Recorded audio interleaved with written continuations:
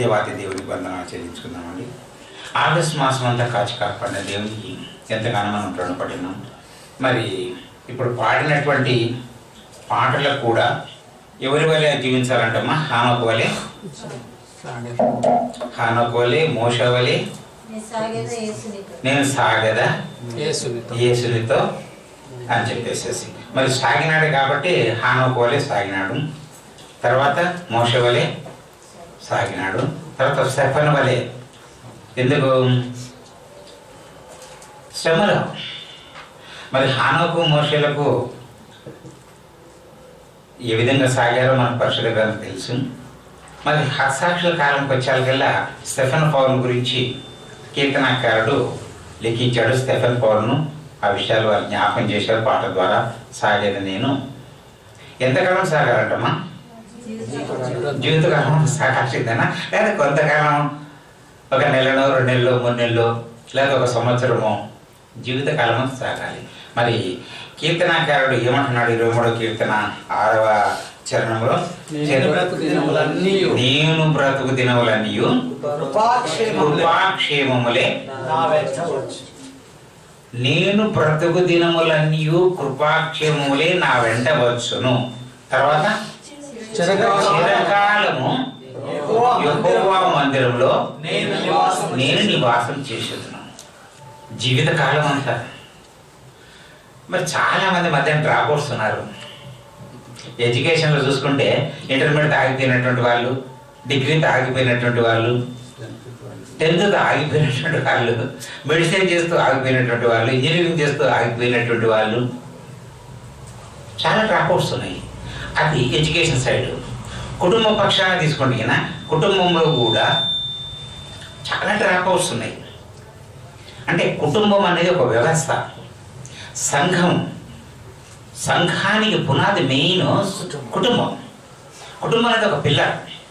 మనం కుటుంబాన్ని కట్టేటప్పుడు భార్యాభర్తలు ఇద్దరు, తర్వాత తల్లిదండ్రులు, వారి పెద్దలు తల్లిదండ్రులు అనేటువంటి ఒక బిల్డింగ్ నిలబడాలంటే 4 పిల్లర్స్ చాలా ఇంపార్టెంట్.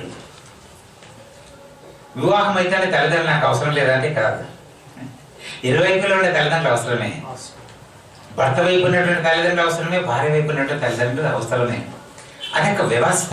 ఆ వ్యవస్థ పునాది స్థిరంగా ఉంటేనే తప్ప పిల్లలను కూడా ఆ స్థిరమైన పునాదితో మనం ముందుకు నడిపించలేదు. కాబట్టి కుటుంబం, family is main important key role సంఘములో, సమాజంలో. అటువంటి ఫ్యామిలీస్ ఎన్నో డ్రాప్అవుట్స్ అయిపోయినాయి. దానికి సంఘానికి ఉపయోగం లేదు, సమాజానికి ఉపయోగం లేదు. ఇప్పుడు పిల్లల్ని పాడుతూ మరి సండే స్కూల్లో ఏం చెప్పారు? రాబోయే రోజులలో మీరు గొప్ప గొప్ప వాళ్ళు కావాలి. సండే స్కూల్ పిల్లలు గొప్ప గొప్ప వాళ్ళు కావాలి. నేను teachers day 15th teachers day ఉన్నప్పుడు మరి ఎంతమంది సైంటిస్టులు అవుతారో, ఎంతమంది ఇంజనీర్లు అవుతారో, ఎంతమంది ఇంజనీర్లు బిల్డింగ్లు కూలగొడతారో, బ్రిడ్జిలు కూలగొడతారో, డ్యాములు కూలగొడతారో.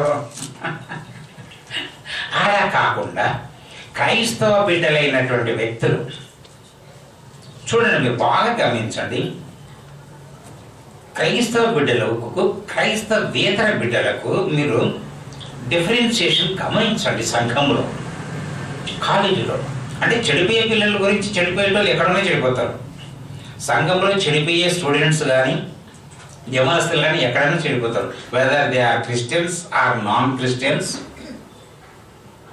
Weather they are believers or gentiles, ఎక్కడున్నా కూడా ప్రపంచంలో చెడు అనేది 99% ఉంది, మంచి అనేది మాత్రం 1% ఉంది. ఆ 1% మంచిని పట్టుకునేటువంటి వ్యక్తులు ఎవరైతే ఉంటారో వాళ్ళు దేవునికి ఇష్టలై ఉంటారు. మరి విశ్వాసం ద్వారా ఎంతమంది ఎన్ని గొప్ప కార్యాలు చేశారంటే, మొత్తం టోటల్ ప్రపంచం మొత్తంలో ఉన్నటువంటి ఆదాం మొదలుకొని నేటి వరకు చూస్తే కేవలం 1% మాత్రమే విశ్వాసం కలిగినటువంటి వారు. కేవలం 1% స్టాటిస్టికల్ ప్రకారం తీసుకోండి. అవిశ్వాసం 99 మంది ఉన్నారు. అందుకని దేవుడు అంటాడు, 100 గొర్రెలలో ఒక్కటి తప్పిపోతే దానికోసం వెళ్ళాడు దేవుడు. ఏ ఒక్కరు తప్పిపోవడం ఇష్టం లేదని దేవునికి ఇష్టం లేదు కాబట్టి వెళ్ళాడు. మరి విశ్వాసం లేకుండా దేవునికి ఇష్టం ఉండట అసాధ్యం అంటున్నాడు. ప్రియమైనటువంటి దేవుని బిడ్డారా, హెబ్రీ పత్రిక 11:6లో ఇదే విషయం తెలియజేస్తున్నాడు. ఎందుకంటే ఇది ఇప్పుడు ఈ యొక్క 6వ చరణం అన్నటువంటిది, నేను బ్రతుకు దినముల నీవు కృపాక్షేమములే నా వెంట వచ్చును, చిరకాలం యెహోవా మందిరంలో నేను నివాసం చేసేదను అన్నటువంటి ఈ ఒక్క మాటను మనం ధ్యానించాలంటే సంవత్సరం కాలం పడుతుంది, 365 డేస్. ఎందుకంటే నా జీవితకాలం అంతా, నీ జీవితకాలం అంతా, మన జీవితకాలం అంతా ఎంతవరకు లిఖించబడిందో మనకైతే తెలియదు. దేవుని జీవగ్రంథంలో దేవునికి ఒక్కరికే తెలుసు. నీ జీవిత కాలచక్రం ఎంతనో, అది ఎప్పుడు ఆగిపోతుందో, weather 70 years or 8 years or 90 years చెప్పలేము. మరి మోషే 90 కీర్తన ప్రకారము మన బ్రతుకు దినాలను ఆయన లెక్కేస్తే 70 సంవత్సరాలు, అధిక బలం ఉంటే 80 సంవత్సరాలు, ఆ తదుపరి ఆయాసమే ప్రయాసమే అన్నాడు. అంటే ఒక 80 సంవత్సరాల వరకు మనం బ్రతకొచ్చు అనేటువంటి నిరీక్షణ మనకు ఉండవచ్చు. ప్రతి మానవునికి నిరీక్షణ అటువంటి ఉండాలి. విశ్వాసం ఎంత ముఖ్యమైందో నిరీక్షణ కూడా అంత ముఖ్యమైంది. ఈ విశ్వాసం నిరీక్షణ ఒక్కటి లేకపోతే లాభం లేదు. మళ్ళా ఏమిటి ఆ ఒక్కటి? విశ్వాసం ఉండాలా, నిరీక్షణ ఉండాలా, ఇంకొకటి ఉండాలా దేవునిలో. హల్లెలూయా. ప్రేమ లేని వాడినైతే నేను వ్యర్థుడును మోగడి కనకన మోగడి కంచువలే ఉంటాను. బంగారం మోగుతాయండి ఎట్లా? కంచు మోగినట్లు బంగారం మురోగున అని మనం పద్యాలు కూడా చదువుకుంటాం. గోల్డ్ అంటే దేవునికి ఇష్టమైనటువంటిది. మనకి ఇష్టమైన బిడ్డలు కావాలంటే గోల్డ్. దేంట్లో వేస్తారు గోల్డ్ను? శుభ్రం చేయాలంటే పుటం పెట్టాలా, ఆ అగ్నిని వేయాలా. కాబట్టి నిజమైనటువంటి విశ్వాసి క్రైస్తవుడు చిరకాలము జీవించాలి, దేవుల్లో జీవించాలి, చిరకాలం దేవుని మందిరములో నివాసం చేయాలి అంటే పుటం వేయబడాలి. దేంతో పుటం వేయబడాలి? శ్రమలు, హింసలు, బాధలు, అవమానాలు, దేవుడి నిమిత్తం ద్వేషించబడాలి, ఈ లోకం నిమిత్తము ద్వేషించబడాలి, సైతాన్ చేత అనేకమైనటువంటి ఎదురు దెబ్బలు తినాలి. అప్పుడు మాత్రమే మనము ఇక తట్టుకొని నిలబడగలిగినటువంటి వాడు ఈ లోకంలో. ఈ లోకం మనది కాదు, ఈ లోకం అశాశ్వతమైనటువంటిది. మరి చిరకాలం జీవించే లోకం మనకు ఒకటి ఉంది, నిత్య జీవం. ఆ నిత్య జీవంలోకి వెళ్ళాలంటే ఇలాంటి వారు ఎంతో మంది ఉన్నారు. ఇప్పుడు చిరకాలం యెహోవా మందిరంలో నివాసం చేసేదును అని దావీదు మహారాజు అంత ధైర్యంగా ఈ విధంగా చెప్పుకున్నాడు. ఒక మానవుడిగా ధైర్యం ఉందా చెప్పగలిగేందుకు? నేను చిరకాలం యెహోవా మందిరంలో నేను నివాసం చేసేదనని మరి మనం గుండెలో చేస్తే చెప్పగలమా అండి? క్రైస్తవ ప్రపంచాన్ని ఈరోజు ఒక క్వశ్చన్ ఎదుర్కొంటుంది. సాతాను వేస్తున్నాడు ఒక క్వశ్చన్. ఏమని? ఆనాడు నిజమా అని వేసినటువంటి క్వశ్చన్ ఈనాడు వేస్తున్నాడు. ఎంతమంది మీరు క్రైస్తవులు మరి ఆ పరలోక రాజ్యానికి వెళ్తారని నేను చూస్తాను. నా తోకత కొడితే ఆకాశంలో 3 వంతుల నక్షత్రాలలాగా రాలి పడతారు మీరు భూలోకంలో అంటున్నాడు ప్రకటనలో. అంటే మనం ఎంతోమంది ఆకాశానికి నక్షత్రాల వల్ల ఎత్తబడినా అబ్రహామాని సంతానము ఆకాశ నక్షత్రంలో విస్తరిస్తుందని చెప్పేసి అబ్రహాము విశ్వాసుల తండ్రి అయినటువంటి అబ్రహాం యొక్క సంతానమైనటువంటి మనం అరబ్ దేశమైనటువంటి ఇస్మాయిలే కావచ్చు,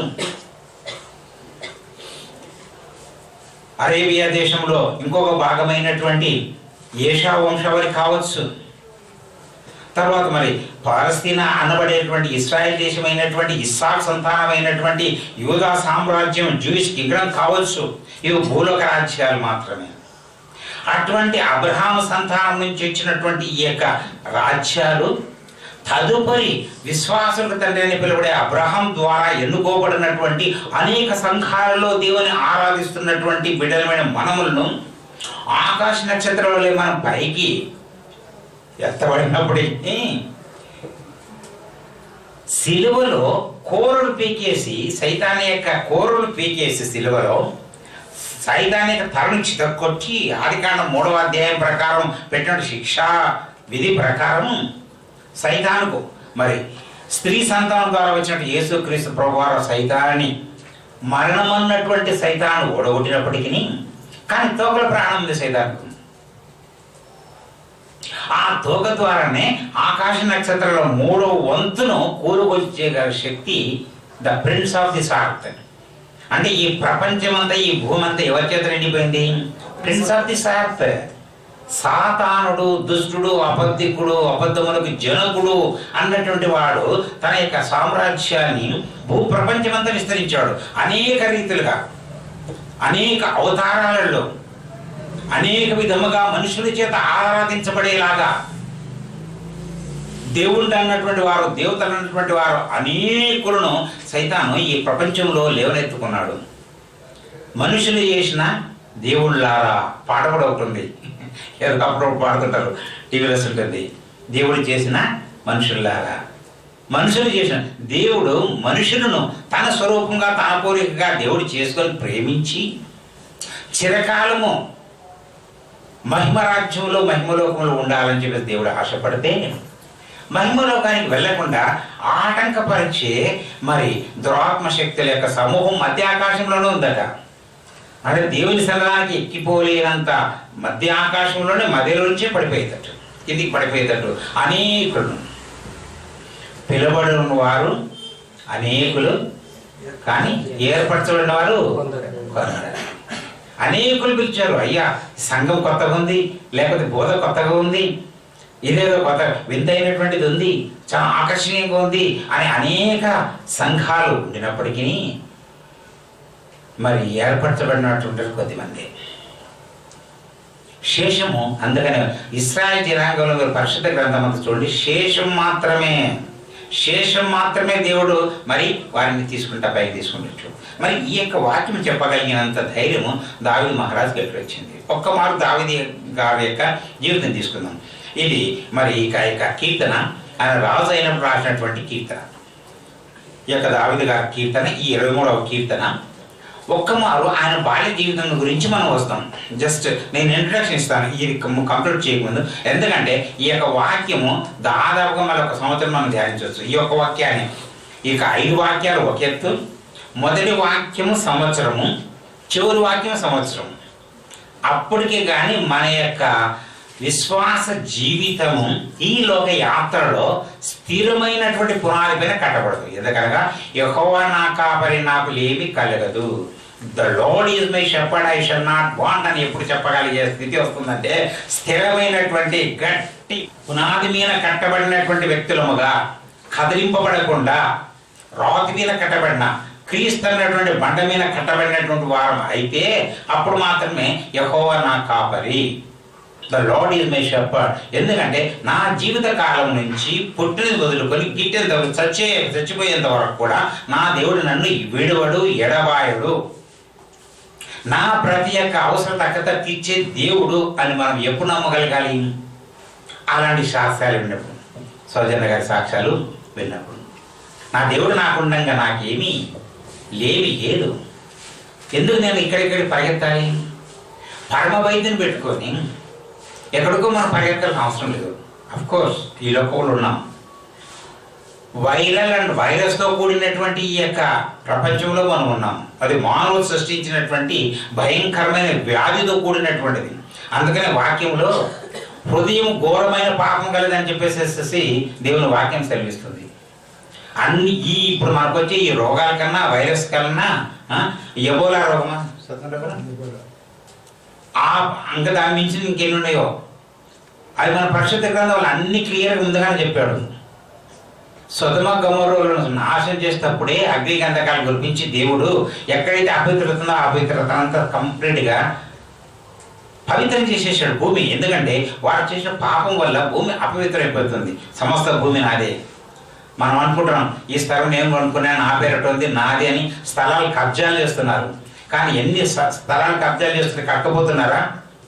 ఆ యొక్క స్థలాల కోసం ఎంతమంది రియల్ ఎస్టేట్ వ్యాపారస్తులు కొట్టుకొని వస్తున్నారు, టీవీలో చూస్తున్నాం.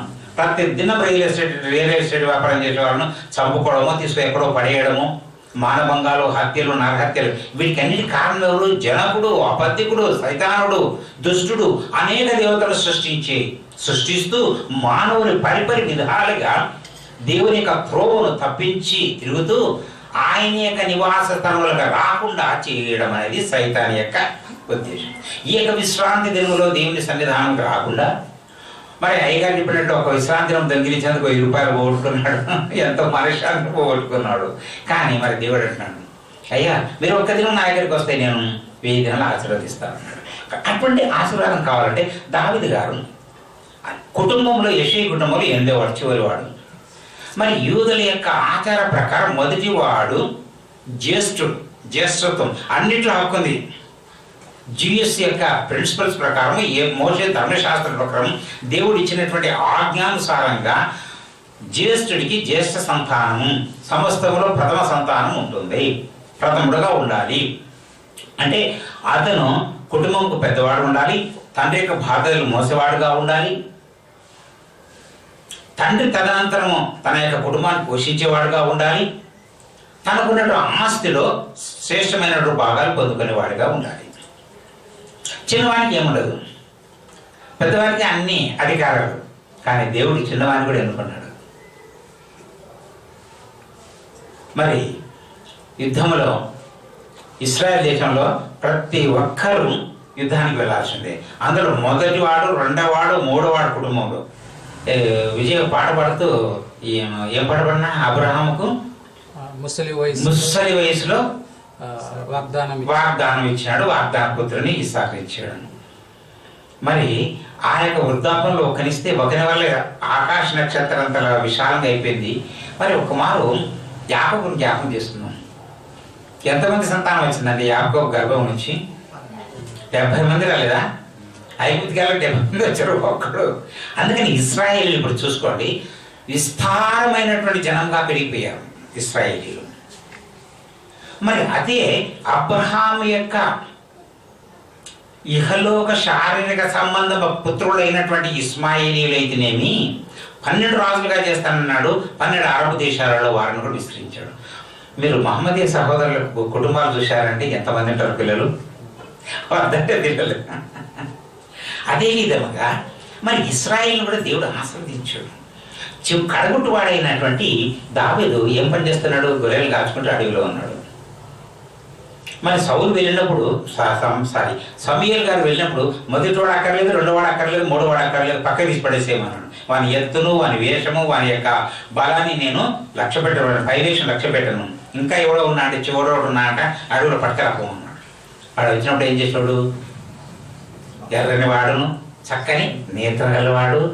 వచ్చేటప్పుడు మరి ఆ యొక్క పిల్లోని యొక్క విధేయతలు, యవన వయసులో ఉన్నటువంటి దావీదు యొక్క వినయ విధేయతలు చూస్తే నేను కోరుకున్నటువంటి వాడు ఇతనే అభిషేకించమన్నాడు.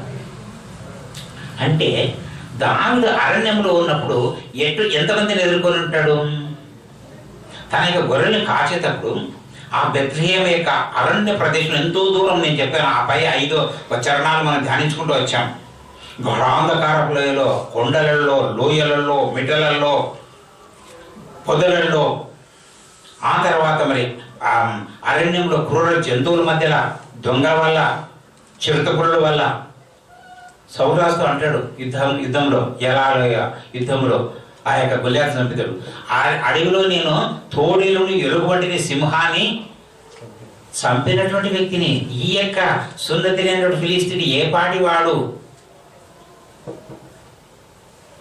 అంటే అరణ్యంలో ఆయన యొక్క జీవిత విధానం ఒక మాట గమనించండి. అంటే దేనికి తక్కువ కాలేదు నాకు నా అరణ్య జీవితంలో.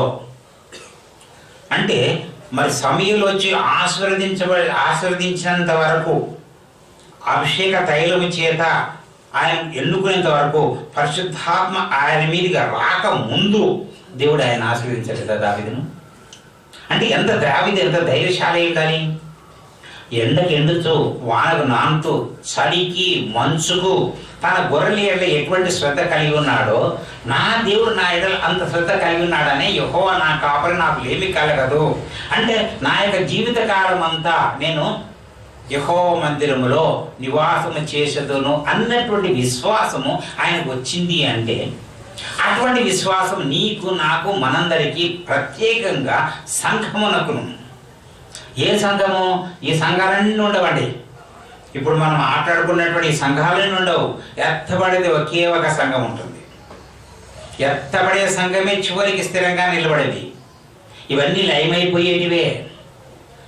పాట కూడా ఉంది, లయమైపోవు లోకములో అన్నటువంటి పాట కూడా ఉంది. ఇవన్నీ లయమైపోతాయి.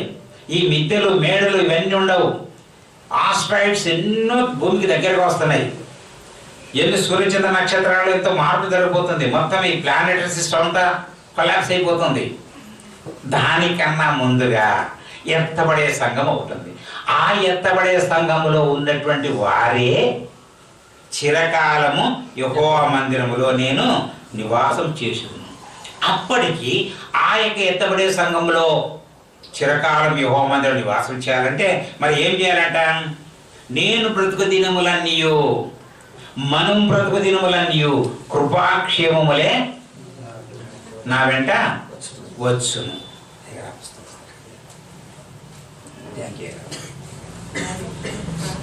కృపాక్షేమములు 1:10 5 నిమిషాలు ముగించుకున్నాం. కేవలం ఇంట్రడక్షన్ మాత్రమే అండి. ఈ యొక్క ఆలోచనాన్ని నేను చెప్తున్నటువంటి ఇంట్రడక్షనే. మరి ఎన్ని రోజులు వెళ్తుందో మనం చెప్పలేము. దేవుని కృప, కృపాక్షేమములే నా వెంట వచ్చును అంటే ఎంతకాలం వస్తాయి కృపాక్షేమములు? నా జీవిత కాలం అంతయో. మనం ఒకటే కోరుకోవాలా, అయ్యా తిమోతి గారు, జీవన్ గారు, మేము బ్రతికే దినములన్నీ కృపాక్షేమములు నా వెంట రావాలి. ఎవరి కృపాక్షేమం అనండి? పాస్టర్ గారి కృపాక్షేమలా, లేదా సద్గుణరావు గారా, లేదా మీ సార్ వల్ల ఎవరి కృప ఉండాలా? దేవుని కృప, యేసయ్య కృప ఉండాలా. మనమందరము దేవుని బిడ్డలు. మనందరము దేవుని యొక్క రాజ్యం కోసం ఎదురు చూస్తున్నటువంటి వారము, తపన పడుతున్నటువంటి వారము. దేవుని రాజ్యం ఎప్పుడు వస్తుందా అని చెప్పేసి తపన పడుతున్నటువంటి వారము. మనం ఈ లోకంలో తపన పడుతున్నటువంటి వారము చాలా తక్కువ మంది కనిపిస్తాము. ఆ లోకం ఎట్లయిపోతే మీద మళ్ళీ రేపు తెల్లారుతుంది, మళ్ళీ మామూలుగా దినచర్య నడిచిపోతుంది అనుకునే వాళ్ళని గురించి మనకి ఏ బాధ లేదు. సండే టు మండే ఉండనే ఉంది. వారం రోజులు వస్తుంటాయి, నెలలు గడిచిపోతుంటాయి, సంవత్సరాలు గడిచిపోతుంటాయి, తరం వెంట తరం గతించిపోతుంటుంది. మాకేంటి, ఏమైతే ఏమింటిలే అనుకునే వాళ్ళని గురించినటువంటి చింత ఉండదు. మరి నేను బ్రతుకు దినములన్నీయు, నీవు బ్రతుకు దినములన్నీయు, మనం బ్రతుకు దినములన్నీయు ఏ విధంగా ఉండాలి? మన బ్రతుకు ఫస్ట్ అది మనం పరీక్షించుకోవాలి. మన బ్రతుకులు ఏ విధంగా ఉండాలి అంటే రెండు, ఇహలోకంలో పరలోకంలో. ఇహలోకంలో మన యొక్క బ్రతికి ఏ విధంగా ఉండాలి, ఇహలోకంలో మన బ్రతికి ఏ విధంగా ఉంటే పరలోకంలో మన బ్రతుకు అదే విధంగా ఉండాలి. నీవు ఈ భూలోకంలో దేని బంధిస్తే నేను పరలోకంలో బంధిస్తాను, భూలోకంలో నీవు ఏది విప్పితే నేను పరలోకాన్ని విప్పుతానని దేవుడు చెప్తున్నాడు. మనకై మనం బంధించుకుందామా ఈ భూలోకంలో? ఈ యొక్క బంధకాలలో ఉందామా? సాతాను బంధకాలలో మనం బంధించబడి ఇక 4 గోడల మధ్యనే మనకున్నటువంటి పరిధిని గీసుకొని అవతల జరిగిపోయే దాని గురించి, ఎదుటి వాడిని గురించి, ప్రక్క వారిని గురించి నాకేం అవసరం లేదు, ఎవరెట్లా పోతే ఏమిటిలే అని కేవలము మన యొక్క స్వార్థం కోసము మనం బ్రతికి చాలు, మన కుటుంబాలు బ్రతికి చాలు, మన పిల్లలు బ్రతికి చాలు, మన పైకి చాలు అని అనుకుంటే భూలోక పరిస్థితి ఏంటి? దేవుడి యొక్క ఆజ్ఞానుసారము మనం చేయవలసింది ఏంటి? నీవు సర్వలోకానికి వెళ్ళి సర్వ సృష్టికి నా స్వార్థ ప్రకటించమన్నాడు. Go and gospel the good news of resurrected Christ. పునరుత్థానుడైన క్రీస్తును ప్రకటించుచున్నాము అన్నారు వాళ్ళు. ఎందుకు? ఈ వాక్యాన్ని పట్టుకొని పేతురు, యోహానులు. ఈ నామం బట్టి మేము ప్రకటించకుండా ఉండలేమయ్యా. మీరు కొట్టండి, చంపండి, చెరసాలు వేయండి, గాయపరచండి, ఏమన్నా చేయండి. పునరుత్థానుడైనటువంటి క్రీస్తును భూలోకంలో మేము ప్రకటిస్తాం. మాకు ఆయన ఇచ్చినటువంటి చివరి కమిషన్, మీరు సర్వలోకానికి వెళ్ళి సర్వ సృష్టికి దేవుని యొక్క సువార్త ప్రకటించండి. అది మనం భూలోకంలో చేయవలసింది. మనం జీవించాలంటే భూలోకంలో దేవునికి సువార్త పట్టుకోవాలి, ఆ గుడ్ న్యూస్ పట్టుకోవాలి. గుడ్ న్యూస్ మనం పట్టుకోవాలంటే మన హృదయం మనం ప్రిపేర్ చేసి పెట్టుకోవాలి. దేవుని వాక్యం అన్నటువంటిది మన హృదయంలో చిరకాలం ఉండాలి. దేవుని వాక్యము అందుకని ద్వితీయోపదేశ కాండంలో మరి వినుడి, ఆలకించుడి ఏమంటున్నాండి? చూడుము, నేడు నేను జీవమును, మేలును, మరణమును, కీడును నీ ఎదుట ఎంచి ఉన్నాను. మోషే చెప్తున్నాడు. ఆయన గొప్ప ప్రవక్త. దేవుని ఆజ్ఞ చేత పట్టుకొని ఈ యొక్క రాసినటువంటి ధర్మశాస్త్రము, ఈ యొక్క మోషే రాబడినటువంటి ధర్మశాస్త్రంలో జీవము, మేలు. నువ్వు మేలు కోరుకోవాలంటే నీకు జీవం కావాలి. నీకు జీవం ఉంటేనే కదా మేలు చేసేది. నేను జీవం లేకపోతే ఏమేం చేస్తావు? మనం ఈ లోకం పైన మనం జీవిస్తున్నాం కాబట్టి మనం మేలు చేయాలి. కాబట్టి జీవిత కాలం అంతయు మేలు చేసే వారంగా మనం ఉండాలి. తర్వాత మరణము కీడును. మరణము మరి మృతతుల్యమైనటువంటి వాడి వల్ల ఏమైనా ఉపయోగం ఉంటుందండి? కీడు వల్ల మరణం వస్తుంది, అది గుర్తుపెట్టుకోవాలి. మేలు చేస్తే జీవం వస్తుంది మనకు, కీడు చేస్తే మరణం వస్తుంది. ఎప్పుడు కీడు తడిపెట్టే వాళ్ళే ఉంటారు. మీరు బాగా జ్ఞానం చేసుకోండి. 199 కోటికి 9,99,999 మంది కీడు చేసేవారే ఉంటారు, కానీ కోటిలో ఒక్కరు మాత్రమే మేలు చేసేవారు ఉంటారు. మనం అనుకోవచ్చు నేను మేలు చేస్తున్నాను, అనేక ఉపకార్యాలు చేస్తున్నాను అనుకోవచ్చు, కానీ దేవుని దృష్టిలో అవన్నీ మురికి గుడ్డలతో సమానం. మనం చేసే నీతి క్రియలన్నీ అవి ఫిల్డ్ ర్యాక్స్. మనం ఎన్ని నీతి క్రియలు చేసినా కూడా దేవుని దృష్టిలో నీతిగా చేసే క్రియలు మాత్రమే జీవనికి నడిపిస్తాయి. కాబట్టి మరి కీడు చేస్తే మరణం తప్పదు అని చెప్తూ మరి చివరికి వచ్చారు కదా. చదవండి ఆయన, నాకు అనిపించదు కదా. నేడు జీవమును మరణమును ఆశీర్వాదమును శాపమును నేను నీ ఎదుట ఉంచి భూమి ఆకాశములను నీ మీద సాక్ష్యంగా పెడుతున్నాను. రేపొద్దున భూమి సాక్షి చెప్తుంది, ఆకాశం కూడా సాక్షి చెప్తుంది. నువ్వు మంచి చేసావా చెడు చేసావా, జీవంలోకి ఉన్నావా మరణంలో ఉన్నావా అన్నటువంటిది ఎవరు చెప్తారు? భూమి చెప్తుంది, ఆకాశం. వాళ్ళిద్దరు సాక్ష్యంగా పెట్టాడు, ఇంకా ఎవరు అక్కర్లేదు. మొత్తం భూమి దేవుందే, ఆయన పాదపీఠము, ఆకాశం ఆయన సింహాసనం. ఆకాశం నుంచి ఆయన ప్రతి ఒక్కరిని చూస్తున్నాడు. ఈ 7 ఖండాలలో ఉన్నటువంటి 700 కోట్ల ప్రజానీకాన్ని దేవుడు చూస్తూనే ఉన్నాడు. భూమి ఆకాశంలో ఆయనదే. కాబట్టి మరి భూమిని ఆకాశాన్ని సాక్షులుగా పెడుతున్నాం అని చెప్తూ మరి ఆయన అయ్యా మీరు జీవితకాలం అంతా మీరు ఏం కోరుకోమంటాడు? జీవాన్ని కోరుకోమంటున్నాడు. జీవం కోరుకోమన్నప్పుడు మరి మనం చేయవలసింది ఏంటంట? బ్రతుకు దినములన్నీ కృపాక్షేమములే వెంట వస్తాయి. కృప వేరు, క్షేమం వేరు. ఇంగ్లీష్లో ఒక చక్కని మాట ఉంది, షూర్లీ నిశ్చయముగా goodness and mercy, surely goodness and mercy will follow me all the days of my life.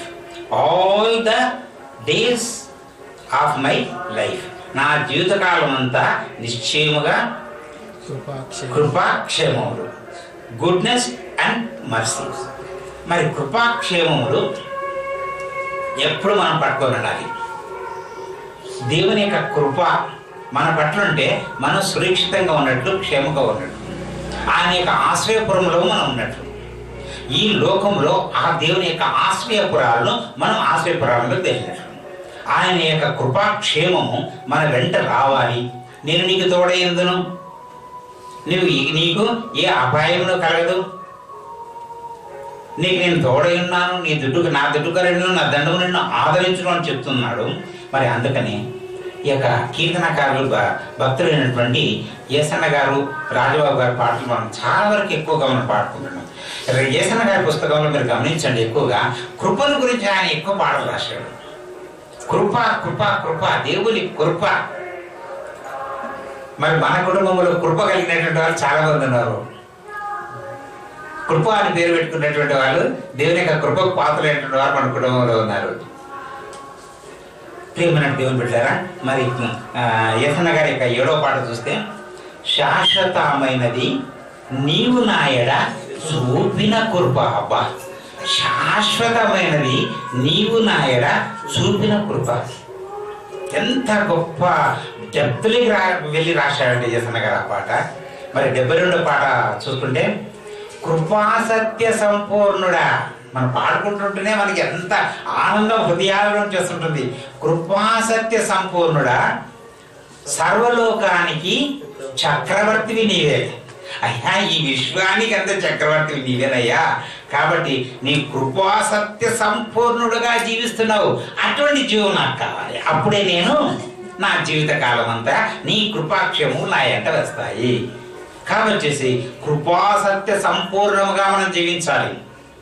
కొంచెం కూడా కాదు, పూర్ణ మనసు, పూర్ణ ఆత్మ, పూర్ణ బలముతో నీ దేవుడే నీ యెహోవాను ప్రేమించు అంటున్నాడు. పూర్ణంగా ఆవగించేంత ఉన్నా చాలు. నీ యొక్క ప్రేమ, నీ కృప, నీ కటాక్షం. మరి ఇక్కడ కృప అన్నప్పుడు అనేకమైనటువంటి అర్థాలు వస్తాయి. దయ, ప్రేమ, తర్వాత కటాక్షము అన్నటువంటివి. మరి 74 పాట తీసుకుంటే, నీ కృప నాకు చాలును, నీ కృప లేనిది నేను బ్రతకలేను. మరి ఆయన కృప ఉంటే లేకపోతే మనం బ్రతుకుతామండి? ఒక్క నిమిషం కూడా దేవుని కృప లేకపోతే మనం బ్రతకలేము. నా బ్రతుకు దినములన్నీయును కృపాక్షేమములే నా వెంట వచ్చును, నీ మందిరములో నేను చిరకాలము నివాసం చేసేదాను. 90వ కీర్తన. ఇదే దావీదు రాసిన కీర్తనని మరి యేసన్న గారు 90వ కీర్తనలో రాసుకున్నాడు. రాజబాబు గారు అంటారు, కృపలో కలువరి నీడలో సిలువ జాడలో సాగేదని యేసయ్య నే సాకులాడ. కృపలో కలువరి నీడలో ఆ సిలువ జాడలో సాగేదని యేసయ్య నే సాకులాడ. సందేహ పడనయ్య లోకమును వీడ. ఎంత చక్కగా చెప్తున్నారండి. మరి ఈ లోకంని వీడాలంటే మరి కృపలోనే మనం సాగాల, దేవుని కృపలో సాగాల. యేసయ్య నీ కృప శాశ్వతమైనది. నేనే పడుతున్నాం అనుకోవడం మనం. యేసయ్య నీ కృప శాశ్వతమైనది, ఆకాశము కన్నా ఉన్నతమైనది. యేసయ్య నీ కృప శాశ్వతమైనటువంటిది. అందుకని నా జీవిత కాలం అంతయు నీ కృపాక్షేములే నా వెంట వస్తాయి. మరి నీ యొక్క కృప ఆకాశము కన్నా ఉన్నతమైనది. నీ కృప చాలును దేవా, నీ కృప చాలును. యేసయ్యా నీ కృప నాకు చాలయ్యా, నీ కృప నాకు చాలయ్యా. అటువంటి కృప దావీదు గారు పొందుకున్నారు కాబట్టి మరి అంత చక్కగా ఆయన చెప్తాడు, నేను బ్రతుకు దినములన్నీ కృపాక్షేమములే నా వెంట వచ్చును. మరి ఒక్క మార్గం జ్ఞాపకం చేసుకోండి, ఎన్ని మార్లు ఆయన యుద్ధములో గొలియాతును చంపిన తర్వాత ఆయన శ్రమలోకి వచ్చాయి. ఆయన అరణ్యములో పొందుకున్నటువంటి కష్టాల కన్నా ఆయన యొక్క సెకండ్ పార్ట్ ఆఫ్ లైఫ్లో సౌలు రాజు వాగ్దానం చేశాడు, ఎవరైతే ఆ యొక్క ఫిలిస్తీయుని గొలియాతును చంపుతాడో నా బిడ్డ రాజు యొక్క కుమార్తెని వివాహం చేస్తానని అన్నప్పుడు మరి కుమార్తె కోసం వివాహానికి పోయినాడు ఆయన దావీదు గారు. వాళ్ళు మాట్లాడుకుంటుంటే విన్నాడు. మళ్ళీ వాళ్ళ అన్నోళ్ళు వచ్చి కోపడతారు, ఎందుకురా ఆ యొక్క చిన్న గొర్రెల మందును, ఆ చిన్న సర్వజన ఆరాధన మందును వదిలిపెట్టి ఇగో యుద్ధం చూనికి నీకు వచ్చావా? ఇక్కడ నువ్వు యుద్ధం చూసేందుకు వచ్చావు, మేము ముగ్గురం లేవా యుద్ధంలో? దేవుని తరపున యుద్ధం చేసేందుకు మేము లేవా? నువ్వు ఒక పెద్ద విద్యాకారుడుగా వచ్చావా అని అందరూ కూడా నిరుత్సాహపరిచారు. అప్పుడు మరి నేను చంపుతానని చెప్పేసేసి వెళ్ళేసేసి సౌరాజు గుడారంలో పోయినప్పుడు ఆయుధాలను ధరించలేక, అయ్యా నాకు అక్కర్లేదు ఇవన్నీ అని ఆ ఎలాలో 5 రాళ్ళు ఎన్నుకొని ఒక్క రాయితోటి ఆయనకు గొలియాతు. మరి అంటాడు గొలియాతు అంటాడు, నేను కుక్కన కర్ర తీసుకొని వస్తున్నావు, నేను నీకు ఎక్కడ కనిపిస్తున్నాను? మరి ఆయన దృష్టిలో మరి నెఫీయులు, ఫిలిస్తీయులు నెఫీయులు మరి ఎంత అడుగులు ఎంత ఎత్తుంటారంటే అంత బలాడులు, అంత ఎత్తు కలిగినటువంటి వారు. మరి ఎప్పటి నుంచి అనాకీయులు, వాళ్ళు అనాది నుంచి ఉన్నటువంటి అనాకీయులు, ఎత్తైనటువంటి వారు, బలాఢ్యులు. అతని యొక్క ఆయుధమును ఇద్దరు మోసుకుంటూ వస్తున్నారు. అంత పరమైనటువంటి వ్యక్తిని దుడ్డుకర్ర తీసుకొని కుక్క వెళ్తున్నప్పుడు నేనేమో కుక్కనా ఆమె కర్ర తీసుకొని వస్తున్నా, దగ్గరికి వస్తే నేను ఆకాశ పక్షులకి వేస్తానంటే దావీదు ఏమన్నాడు? నా దేవుని పేరట సైన్యములకు అధిపతి అయినటువంటి యెహోవా పేరట నీ మీదికి యుద్ధానికి వస్తున్నాను అన్నాడు. ఆ ధైర్యం ఎక్కడి నుంచి వచ్చిందండి? ఇదిగో ఈ వాక్యం వల్ల వచ్చింది ఆ ధైర్యం.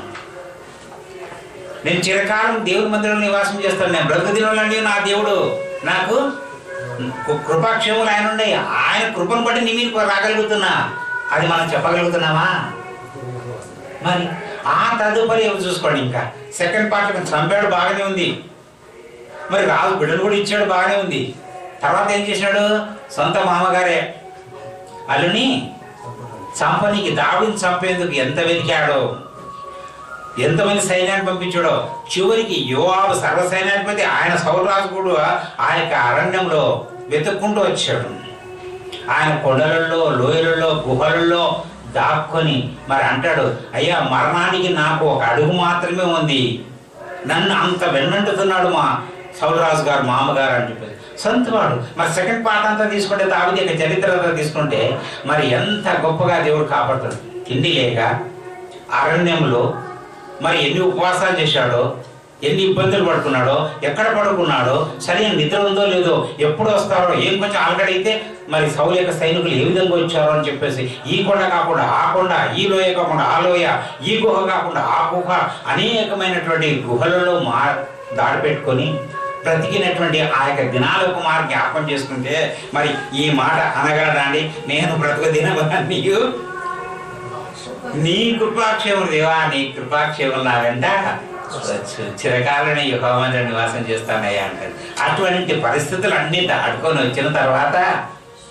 మరి ఈ యొక్క 6 చరణాలు 23వ కీర్తన రాయగలిగిన అంటే ఇది దేవుని యొక్క కృప ఉంటుంది. మరి చిలకాలం ఒక్క వ్యక్తిని మనం జ్ఞాపం చేసుకుని ఈరోజు నలుగురిని పాట ద్వారా జ్ఞాపం చేసుకున్నాం. హానోకును, మోషాను, తర్వాత స్టెఫెన్ను, పౌలుని జ్ఞాపం చేసుకున్నాం.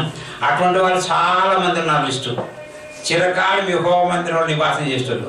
మరి ఆదాము హవ్వలు ఈ దేవుని మందిరంలో నివాసం చేసింటారమ్మా? చేసింటారా? మరి దేవుని ఆజ్ఞలకు వ్యతిరేకమైనారు కదా. చెప్పు, గడి చెప్పు. అంతకుముందా? అంతకుముందు ఎప్పుడున్నారు? ఏదంతా ఉన్నారు ఉన్నారు. దాని మీద ఆ తోట నుంచి గుడి పంపించిన తర్వాత భూలోకపు ఏదేని భూలోకపు తోట, భూలోకపు దేవుడి నివాస స్థలము, దేవుడితో ఉండేటువంటి స్థలము వెళ్ళిపోయిన తర్వాత మరి ఆదాము హవ్వలు ఏమైపోయి ఉండొచ్చమ్మా? ఒక మా ఆలోచించండి, బాగా ఆలోచించి చెప్పండి, ఇప్పుడే తొందరగా లేదు. ఆదాము హవ్వల పరిస్థితి ఏంటి? ఆ తదుపరి అదే సమయంలో దేవుని యొక్క తోట నుంచి బయటకు వచ్చిన తర్వాత దేవుడు వారిని కరుణించి కృపాక్షేమములు వారికి ఇచ్చి 2 బిడ్డలు ఇచ్చాడు, కయీను, హేబేలు. మరి కయీను ఏమైపోయినాడు, హేబేలు ఏమైపోయినాడు? సొంత అన్ననే ఫస్ట్ హత్య, మొట్టమొదటి హత్య, ప్రపంచంలోని సృష్టి ఆదిలోని మొదటి హత్య హేబేలు. హేబేలు రక్తం నాకు మరుపడుతుందని చెప్పేసి దేవుడే సాక్ష్యం చెప్తున్నాడు. మరి చిరకాలము హేబేలు దేవుని మందిరంలో నివాసం చేశాడా, లేకపోతే కయీను చేశాడా, లేదా వాళ్ళ కన్నటువంటి తల్లిదండ్రుల ఆదాము హవ్వలు నివాసం చేశారా? వచ్చే వారం చూద్దామండి. దేవుని చిత్తమైంది. దేవుడి యొక్క వాక్యం దీవించుగాక.